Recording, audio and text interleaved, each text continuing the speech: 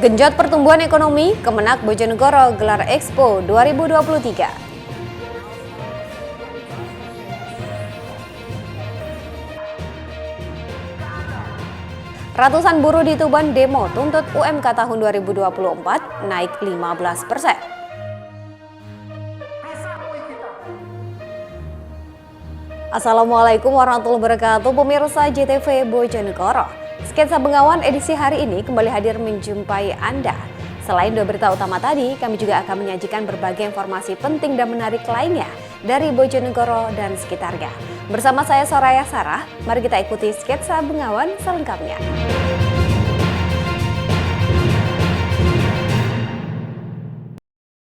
Pemirsa, kita awali berita yang pertama. Kantor Kementerian Agama Kemenak Kabupaten Bojonegoro menggelar Expo untuk menyemarakan Pekan Olahraga dan Seni tingkat madrasah se-Jawa Timur. Selain itu, kegiatan ini juga untuk menggenjot pertumbuhan ekonomi rakyat, khususnya bagi para pelaku UMKM di Bojonegoro. Kantor Kementerian Agama Kemenak Kabupaten Bojonegoro menggelar Expo 2023 di Govan Bojonegoro. Expo ini digelar selama 4 hari, mulai tanggal 20 hingga 23 November 2023. Pelaksanaan Expo Kemenak 2023 ini bertujuan untuk menyemarakan Pekan Olahraga dan Seni Madrasah se-Jawa Timur yang berlangsung di Bojonegoro. Selain itu, kegiatan ini juga untuk menggenjot pertumbuhan ekonomi rakyat, khususnya bagi para pelaku UMKM di Bojonegoro. Sedikitnya ada sebanyak 60 stand yang menjual berbagai macam produk lokal, mulai dari makanan, minuman, pakaian, souvenir, hingga kerajinan tangan. Kepala Kantor Kementerian Agama Bojonegoro Haji Abdul Wahid mengatakan, Expo Kemenak ini akan berlangsung selama 4 hari. Kegiatan ini untuk menumbuhkan ekonomi rakyat setelah hampir 5 tahun mengalami masa pandemi COVID-19. Dalam sehari, jumlah pengunjung yang datang ke lokasi Expo mencapai ribuan orang. Jadi, Kemenak Expo ini digelar dalam rangka membersamai kegiatan Por Seni tingkat Jawa Timur Madrasah Alia. Dan ini digelar selama Por Seni berlangsung di Bojonegoro, yaitu 4 hari. Dari Senin, Selasa, Rabu sampai Kamis ya. Kegiatan ini dalam rangka untuk membersamai kegiatan Por Seni tingkat Jawa Timur dan biar tambah ramai. Dan juga ini dalam rangka setelah 5 tahun kita mengalami COVID, untuk menggenjot pertumbuhan ekonomi rakyat, maka perlu dibuat saya buka event Kemenak Expo biar di tempat ini sering terjadi transaksi. Semakin banyak transaksi, maka secara otomatis pertumbuhan ekonomi akan bergerak. Sementara itu, Rima Dewi Setiani, salah satu peserta Expo Kemenak, menyambut baik adanya Expo yang baru pertama kali digelar ini. Menurutnya, kegiatan yang melibatkan seluruh madrasah mulai dari RA, MI, MTS, perwakilan Dharma Wanita, KUA Kecamatan hingga perguruan tinggi ini sangat membantu dalam menjual produk lokal. Luar biasa, Expo Kemenak ini adalah Expo pertama, Mas. Nah, ini diadakan itu karena kita menyambut tamu yang datang dalam rangka Por Seni Emas Jawa Timur yang bertempat di Bojonegoro. Jadi ini adalah event pertama dan menurut Bapak Kepala Kantor Kemenak ini akan diadakan event berkelanjutan setiap tahun. Seperti itu, Mas. Oh, ini disambut baik Bu adanya Expo seperti ini? Luar biasa, jadi Bapak Kepala Kantor itu mengamanahkan kepada seluruh anggota dari RA, MI, MTS dan EMA untuk bisa menghadiri. Expo Kemenak ini dibuka untuk umum, harga tiket masuknya cukup terjangkau yakni Rp6.000. Dalam sehari, kunjungan Expo Kemenak bisa mencapai lebih dari 5.000 orang. Edo Jody Aldian, JTV, Bojonegoro. Sementara itu, sebuah mobil L300 ringsek setelah dihantam kereta api di perlintasan tanpa palang pintu di Kabupaten Lamongan Selasa malam. Beruntung sebelum kejadian, sopir dan kenek mobil segera keluar ketika mengetahui mesin mobil tiba-tiba macet di tengah rel kereta api. Kecelakaan ini terjadi di perlintasan kereta api tanpa palang pintu Desa Pucuk, Kecamatan Pucuk, Kabupaten Lamongan, Selasa malam. Sebuah mobil L300 ringsek setelah ditabrak kereta api. Kejadian bermula saat mobil L300 yang dikemudikan Karmuji, warga desa Selorejo, Kecamatan Borno, Bojonegoro, bersama dengan keneknya bernama Mulyadi, hendak menyeberang di perlintasan rel kereta api setempat. Namun tiba-tiba mobil yang ditumpangi keduanya mengalami mati mesin di tengah rel. Melihat kereta api sudah mendekat, keduanya langsung bergegas keluar dari mobil untuk menyelamatkan diri. Selanjutnya mobil L300 tersebut dihantam kereta api dan terseret puluhan meter hingga ringsek. Kejadiannya langsung mati di tengah. Di tengah ya. Itu sama dari arah mana? Di arah selatan. Dari utara apa selatan? Utara Ke selatan. ya. Lah terus keretanya sendiri Dari barat ke timur. terus begitu sampean tahu sampean langsung melompat atau gimana? Melompat, berat sama saya melompat. Terus posisinya kendaraan sampean sendiri waktu itu? Mendadak mati di tengah rel. Beruntung tidak ada korban jiwa maupun luka dalam kecelakaan ini. Mobil ringsek yang ditabrak menunggu dievakuasi petugas kepolisian, sementara kereta api tetap melaju ke stasiun tujuan. Zulkifli Zakaria, JTV, Lamongan. Ratusan buruh dari berbagai perusahaan melakukan aksi demonstrasi di depan kantor pemerintah Kabupaten Tuban Rabu siang. Mereka menuntut kenaikan upah minimum kabupaten atau UMK tahun 2024 naik sebesar 15%. Sedikitnya 500 buruh yang tergabung dalam Federasi Serikat Pekerja Metal Indonesia atau FSPMI menggelar aksi demonstrasi di depan kantor pemerintah Kabupaten Tuban Rabu siang. Aksi ini digelar untuk mengawal hasil sidang pleno penetapan upah minimum kabupaten UMK tahun 2024. Berbagai poster dan spanduk tuntutan mereka bawa untuk menyuarakan tuntutan. Mereka juga secara bergantian berorasi meminta upah yang layak dan berkeadilan. Dalam aksinya, para buruh menuntut agar Pemkab Tuban menaikkan UMK sebesar 15%. Namun ternyata penetapan UMK tahun 2024 sudah dilakukan oleh Pemkab Tuban sebesar 5,50%. Kondisi ini membuat ratusan buruh yang melakukan aksi geram. Ketua Konsulat Cabang Federasi Serikat Pekerja Metal Indonesia Kabupaten Tuban, Duraji, mengatakan pihaknya tak akan pulang dan akan mendirikan tenda di depan kantor Pemkab Tuban hingga tuntutan kenaikan UMK sebesar 15% dipenuhi. Selain itu, para buruh juga menolak peraturan pemerintah nomor 51 tahun 2023 tentang regulasi pengupahan. Para buruh akan mendirikan tenda di depan kantor Pemkab hingga tuntutan mereka dipenuhi.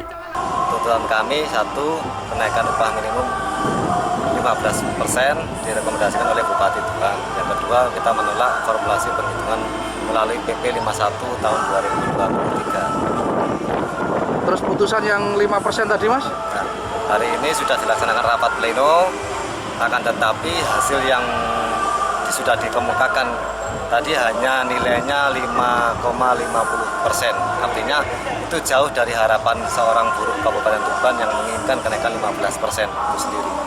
Terus kalau tuntutan 15% tidak dipenuhi, Mas? Kalau tuntutan kami 15% ini tidak dipenuhi, maka hari ini pun kami akan mendirikan tenda-tenda di sepanjang jalan depan kantor Pemkab ini sampai kita bisa bertemu dengan Mas Bupati dan bisa diakomodir permintaan kami. Hingga Rabu sore, para buruh mendirikan tenda di depan kantor Pemkab sembari menunggu Bupati yang masih berada di luar kota. Para buruh mengancam akan terus melakukan aksi dan mendirikan tenda di depan kantor Pemkab hingga tuntutan mereka dipenuhi. Ziki Muhammad, Husni Mubarak, JTV, Tuban. 2 tahun terhenti, proyek jembatan Nambung Ngawi dilanjutkan. Informasi selengkapnya sesaat lagi, tetaplah bersama Sketsa Bengawan.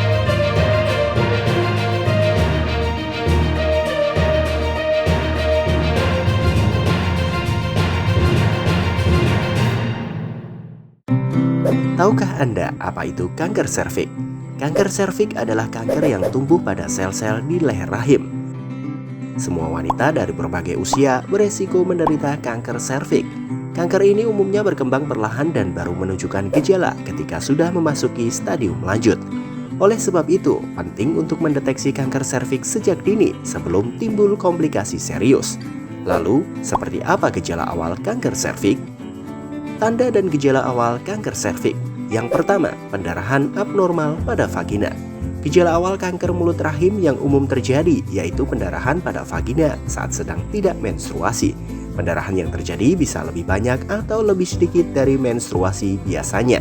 Selain itu, pendarahan juga dapat terjadi pada wanita yang sudah menopause atau terjadi ketika sedang berhubungan intim. Yang kedua, gejala awal kanker serviks. Keputihan yang abnormal juga termasuk dalam gejala kanker serviks stadium awal.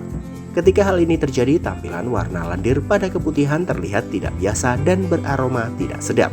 Selain itu, tekstur dan konsistensi cairan vagina juga terasa tidak biasa. Yang ketiga, frekuensi buang air kecil meningkat. Kondisi ini dapat terjadi karena pertumbuhan sel kanker yang mengelilingi leher rahim kemudian menyebar hingga ke kandung kemih. Yang keempat, tubuh menjadi mudah lelah.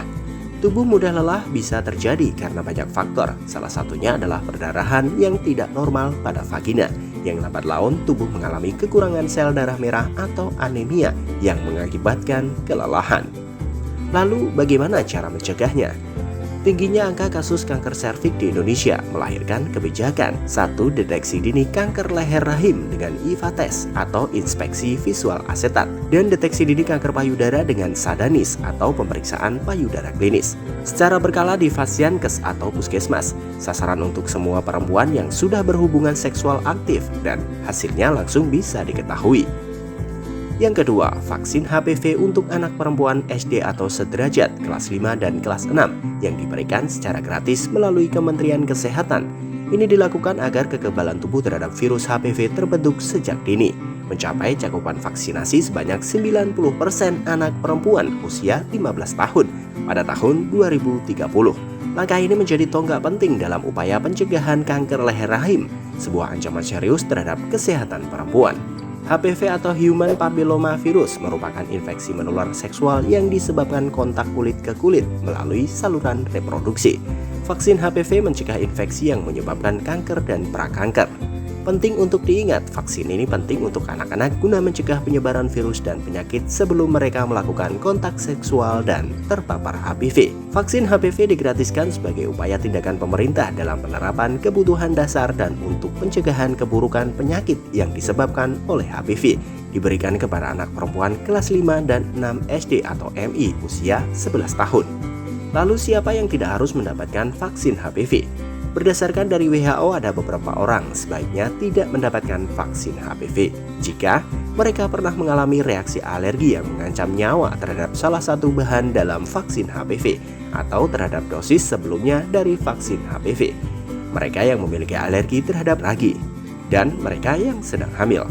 Melalui program ini, Kementerian Kesehatan berkomitmen untuk menurunkan angka kesakitan dan kematian akibat kanker leher rahim. Dengan vaksin yang terbukti aman dan efektif, serta dukungan penuh dari semua pihak, termasuk tenaga kesehatan, program imunisasi HPV diharapkan dapat berhasil mewujudkan generasi sehat dan bebas dari ancaman kanker leher rahim. Lalu, bagaimana cara kita mendapatkan vaksin gratis? Pemberian vaksin bisa didapat melalui pelaksanaan pemberian imunisasi HPV yang merupakan bagian bulan imunisasi anak sekolah. Atau kunjungi puskesmas, posyandu untuk mendapatkan informasi imunisasi HPV untuk anak kita. Jangan lupa untuk memberikan vaksin HPV kepada anak-anak Anda ya, gratis. Iklan layanan masyarakat ini disampaikan oleh Dinas Kesehatan Kabupaten Bojonegoro.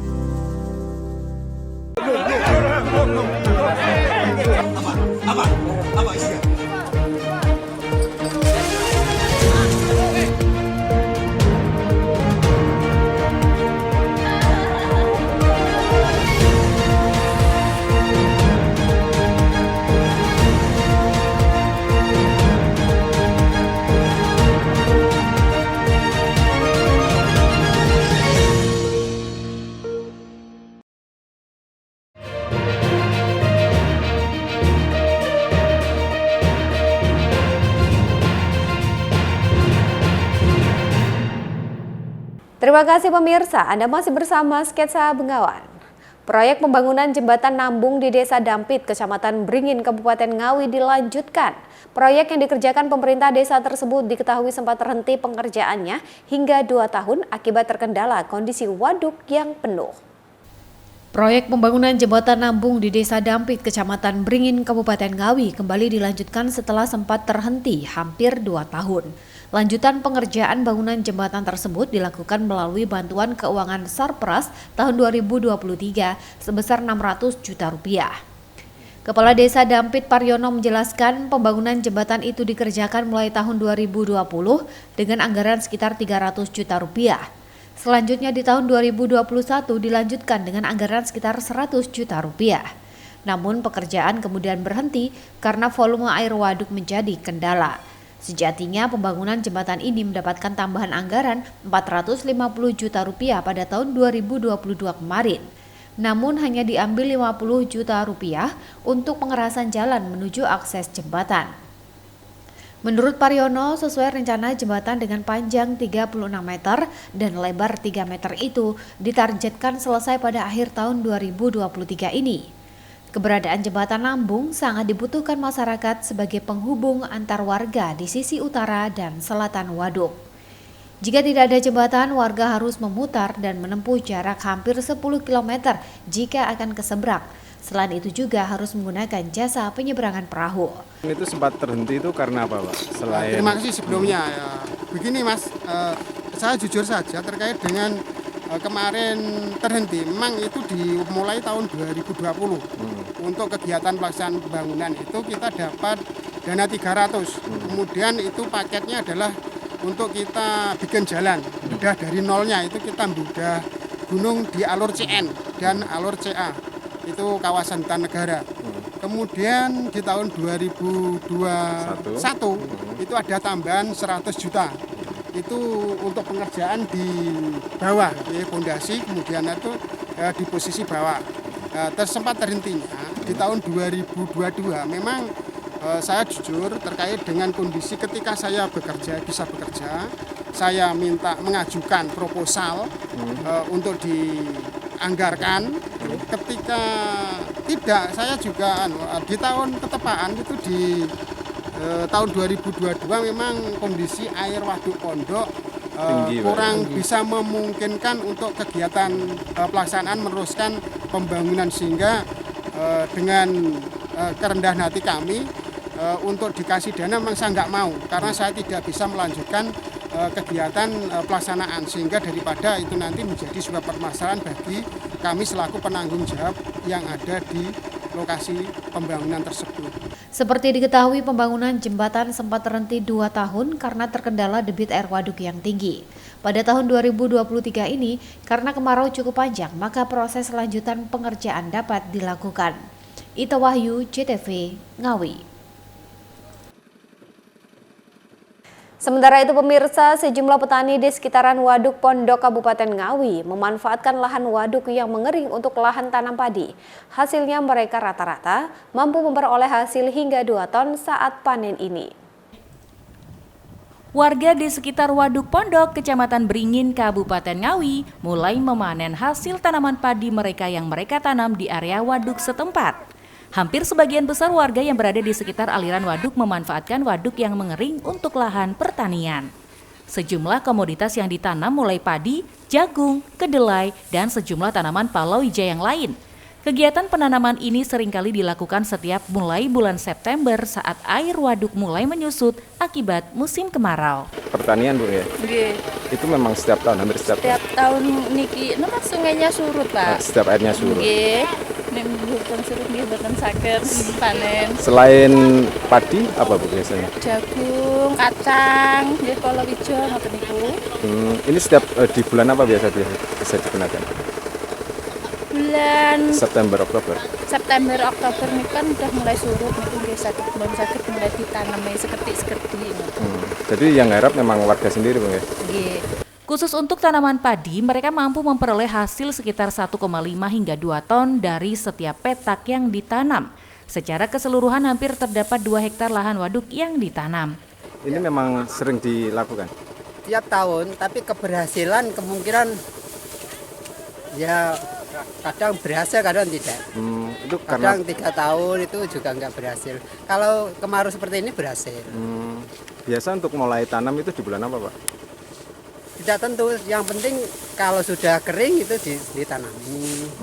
Ini memang inisiatif warga sendiri, Bang ya? Iya, iya. Kalau apa itu hujannya itu lebat, ini juga tidak bisa panen. Oh, nggak bisa panen.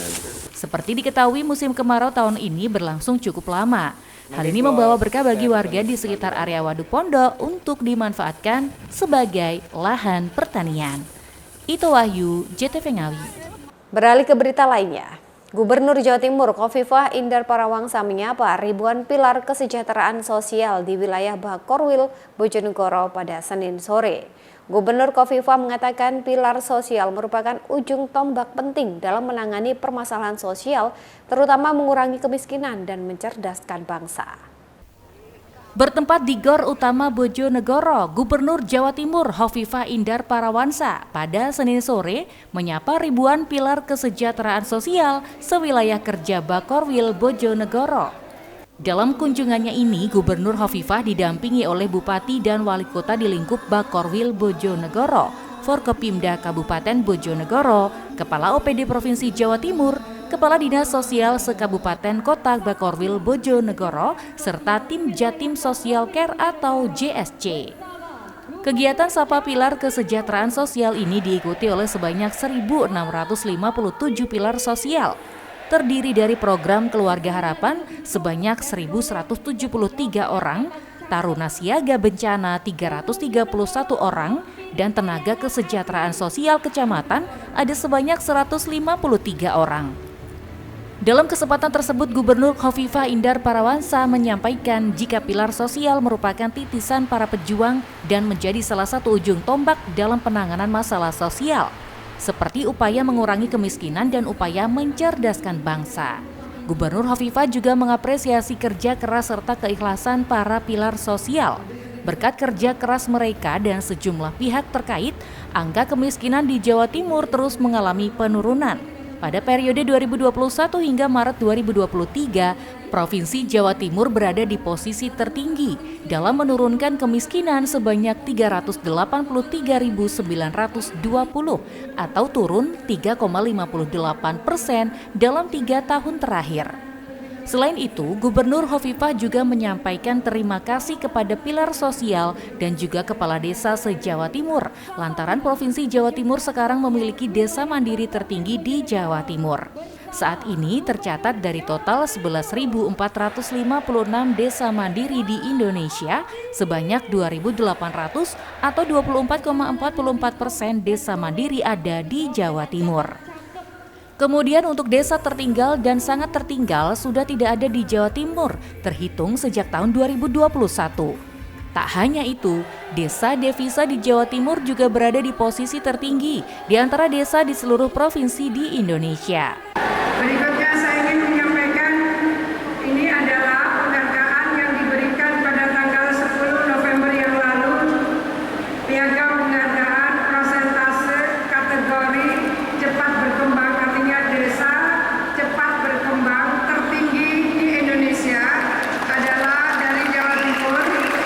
Dan itu karena panjenengan semua yang luar biasa memberikan penguatan, pendampingan dan pemberdayaan kepada masyarakat desa, termasuk juga para pendamping desa.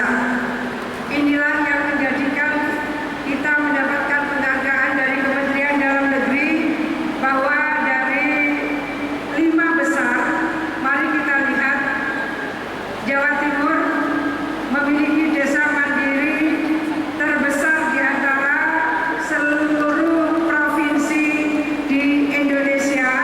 Kita lihat ada. Pada kesempatan tersebut, Gubernur Khofifah Indar Parawangsa juga berpamitan menjelang masa jabatannya pada bulan Desember 2023 mendatang. Sebagai ucapan terima kasih atas pengabdian dan dedikasi tertinggi kepada pilar sosial, Gubernur menutup acara dengan foto bersama. Edo Jodi Aldian, JTV Bojonegoro. Sukseskan pemilu 2024, KPU Bojonegoro gelar rakor evaluasi penyusunan DPTB. Informasi selengkapnya sesaat lagi.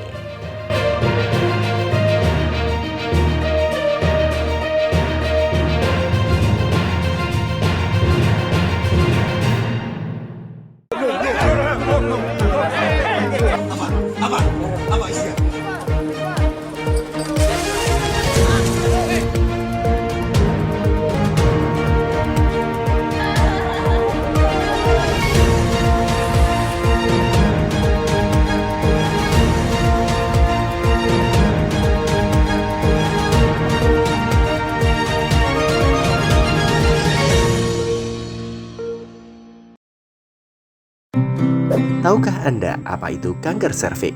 Kanker serviks adalah kanker yang tumbuh pada sel-sel di leher rahim. Semua wanita dari berbagai usia beresiko menderita kanker serviks. Kanker ini umumnya berkembang perlahan dan baru menunjukkan gejala ketika sudah memasuki stadium lanjut. Oleh sebab itu, penting untuk mendeteksi kanker serviks sejak dini sebelum timbul komplikasi serius. Lalu, seperti apa gejala awal kanker serviks? Tanda dan gejala awal kanker serviks. Yang pertama, pendarahan abnormal pada vagina. Gejala awal kanker mulut rahim yang umum terjadi yaitu pendarahan pada vagina saat sedang tidak menstruasi. Pendarahan yang terjadi bisa lebih banyak atau lebih sedikit dari menstruasi biasanya. Selain itu, pendarahan juga dapat terjadi pada wanita yang sudah menopause atau terjadi ketika sedang berhubungan intim. Yang kedua, gejala awal kanker serviks. Keputihan yang abnormal juga termasuk dalam gejala kanker serviks stadium awal. Ketika hal ini terjadi, tampilan warna lendir pada keputihan terlihat tidak biasa dan beraroma tidak sedap. Selain itu, tekstur dan konsistensi cairan vagina juga terasa tidak biasa. Yang ketiga, frekuensi buang air kecil meningkat. Kondisi ini dapat terjadi karena pertumbuhan sel kanker yang mengelilingi leher rahim kemudian menyebar hingga ke kandung kemih. Yang keempat, tubuh menjadi mudah lelah. Tubuh mudah lelah bisa terjadi karena banyak faktor. Salah satunya adalah perdarahan yang tidak normal pada vagina, yang lambat laun tubuh mengalami kekurangan sel darah merah atau anemia yang mengakibatkan kelelahan. Lalu bagaimana cara mencegahnya?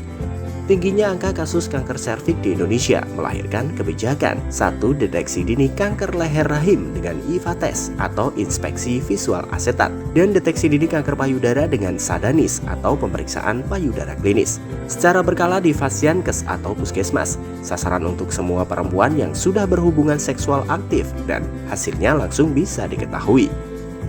Yang kedua, vaksin HPV untuk anak perempuan SD atau sederajat kelas 5 dan kelas 6 yang diberikan secara gratis melalui Kementerian Kesehatan.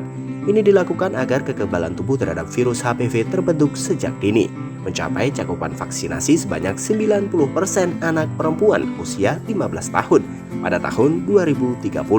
Langkah ini menjadi tonggak penting dalam upaya pencegahan kanker leher rahim, sebuah ancaman serius terhadap kesehatan perempuan.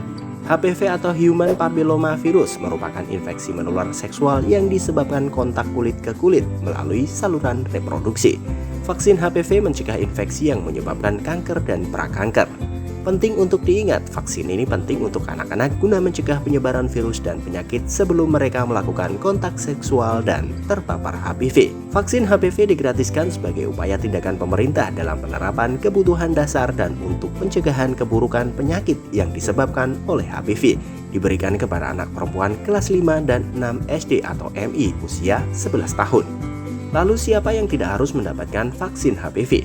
Berdasarkan dari WHO, ada beberapa orang sebaiknya tidak mendapatkan vaksin HPV jika mereka pernah mengalami reaksi alergi yang mengancam nyawa terhadap salah satu bahan dalam vaksin HPV atau terhadap dosis sebelumnya dari vaksin HPV, mereka yang memiliki alergi terhadap ragi, dan mereka yang sedang hamil. Melalui program ini, Kementerian Kesehatan berkomitmen untuk menurunkan angka kesakitan dan kematian akibat kanker leher rahim.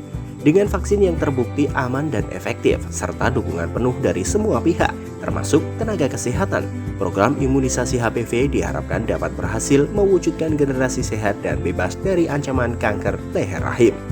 Lalu, bagaimana cara kita mendapatkan vaksin gratis? Pemberian vaksin bisa didapat melalui pelaksanaan pemberian imunisasi HPV yang merupakan bagian bulan imunisasi anak sekolah. Atau kunjungi puskesmas, posyandu untuk mendapatkan informasi imunisasi HPV untuk anak kita. Jangan lupa untuk memberikan vaksin HPV kepada anak-anak Anda ya, gratis. Iklan layanan masyarakat ini disampaikan oleh Dinas Kesehatan Kabupaten Bojonegoro.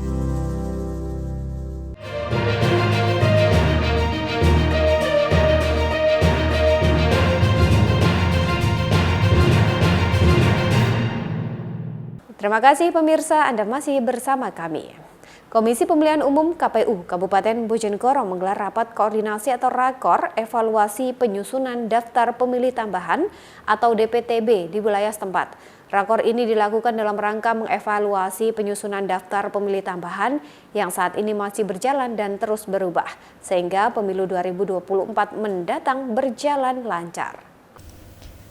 Komisi Pemilihan Umum KPU Kabupaten Bojonegoro menggelar rapat koordinasi atau rakor evaluasi penyusunan daftar pemilih tambahan atau DPTB di Hall Dewarnai Jalan Veteran Bojonegoro, Selasa 21 November 2023 siang. Peserta acara merupakan panitia pemilihan kecamatan atau PPK divisi data yang ada di wilayah setempat. Adapun materi rakor disampaikan langsung Kepala Dinas Kependudukan dan Catatan Sipil Bojonegoro, Yayan Rohman, serta Kalapas Kelas 2A Bojonegoro, Sugeng Indrawan, serta Komisioner Bawaslu Bojonegoro, Divisi Penanganan Pelanggaran, Lia Andriani. Komisioner KPU Bojonegoro Divisi Data dan Perencanaan Muhlisin di sela-sela kegiatan menjelaskan rakor ini digelar dalam rangka untuk memutakhirkan data pemilih pada pemilu 2024 mendatang. Selain itu, melalui rakor ini diharapkan pemilih dapat diakomodasi secara cepat dan akurat, serta memberikan kesempatan bagi warga yang baru memenuhi syarat untuk turut serta dalam pemilihan. Muhlisin juga mewanti-wanti pada jajarannya, baik yang bertugas di tingkat kecamatan atau PPK, untuk lebih teliti selama proses DPTB. Diketahui bahwa penyelenggaraan pemungutan suara pemilu serentak untuk memilih presiden dan wakil presiden, anggota DPR RI, DPRD Provinsi, DPRD Kabupaten Kota, serta anggota DPD RI dijadwalkan berlangsung pada Rabu 14 Februari 2024 mendatang. KPU hari ini melakukan rakor evaluasi DPTB daftar pemilih tetap tambahan 2024 bersama stakeholder yang lain dan PPK di data. Tujuannya memang kami mengevaluasi DPTB yang saat ini berjalan dan kami rekap setiap bulannya. Kami menghadirkan narasumber yang berkaitan erat dengan data pemilih kami di Bojonegoro, yaitu dengan Kalapas, dengan Dukcapil, dan dengan Bawaslu sebagai pengawasan di tahapan DPTB. Harapan kami bahwa evaluasi ini akan memperbaiki data DPTB yang terus setiap hari bergerak sangat dinamis di Kabupaten Bojonegoro karena pergerakan penduduk keluar masuk. Adapun saat ini telah memasuki tahap persiapan kampanye peserta pemilu yang dijadwalkan mulai berlangsung pada 28 November 2023 hingga 10 Februari 2024 mendatang. Samsul Alim, CTV, Bojonegoro. Sementara itu, sejumlah logistik pemilihan umum 2024 mulai tiba di gudang Komisi Pemilihan Umum Kabupaten Tuban. Logistik non-pencalonan seperti bilik suara, ATK, bantalan coblos hingga tinta datang secara bertahap sejak 5 hari terakhir. Sementara logistik pencalonan seperti surat suara baru akan dikirim pada akhir bulan Desember 2023.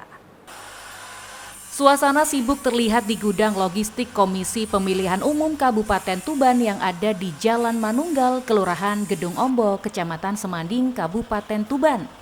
Para pekerja terlihat sibuk menurunkan logistik untuk pemilu 2024 yang baru tiba di gudang setempat. Logistik pemilu serentak ini mulai tiba di gudang KPU sejak 5 hari terakhir.